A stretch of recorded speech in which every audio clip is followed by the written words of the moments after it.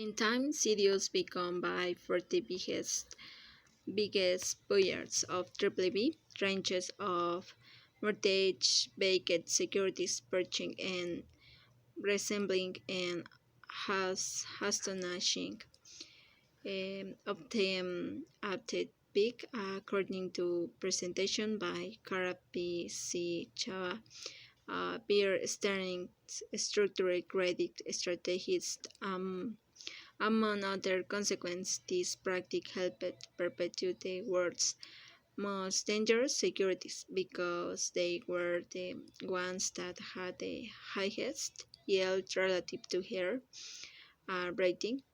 One Wall Street executive called later likened Sirius to purifying uranium until you get to the stuffs the most toxic. Lang Gibson, a former Merrill Lynch serious research analyst, wrote a novel after the crisis in which a character describes the serious market as a Ponzi scheme. You can see his point, as the triple B scene were endlessly recycled. Sirius began Sirius Squares, in which triple B tranches of Sirius Squares. The rise of ratings arbitrage helped push um, sales of Sirius from the $69 billion in 2000 to around 2106. It was an endless cycle of madness. The rating agencies were at the very heart of the madness. The entire edifice would have collapsed without their participation. Get the rating out there, that's what's it, says a former S&P executive. Once a tranche of a mortgage banking security was stamped AAA, nobody ever went back and reanalyzed it as it was rebuilt into a CDO. We simply assuming AAA was a AAA. Um, um, Says a former Moody's managing director who worked on Sirius. The analysts in structured financial were working 12 to 15 hours a day. They made a fraction of the pay of even a junior investment banker. There were far more deals in the pipeline that they could possibly handle.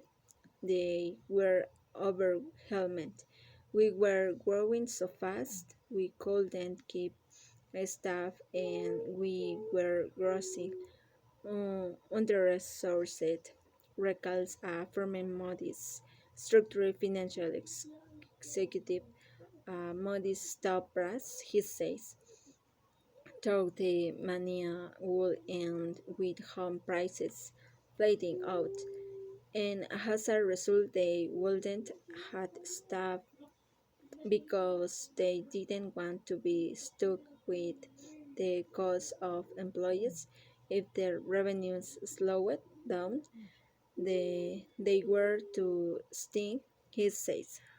At both Moody's and S&P, former employees says there was a move away from hiring people dirty backgrounds in credit and toward hiring recent business school graduates or foreigners with green cards to keep costs down.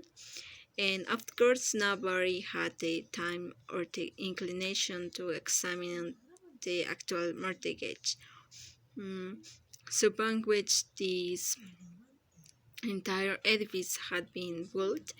If they had done so, if they had taken a hard look at the serpent mortgage that were at the heart of the securities they were writing AAA, it would have meant putting an end to an immensely profitable business.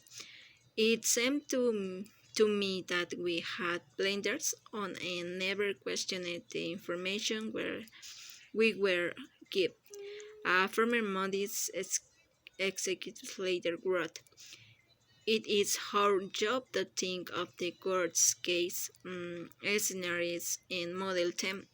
Why didn't we envision that credit would tighten after being loose and housing prices would fall after rising? After all, most economic events are cyclical and bubbles inevitability bursts." After leaving Moody's, Mark Adelson joined Nomura Securities, where he was the head of structured financial research at Securitization Conference. He would look around at the audience and think to himself, no one in that room had ever landed on projected back one red cent. Any smudge can lend it out. The trick is getting it back.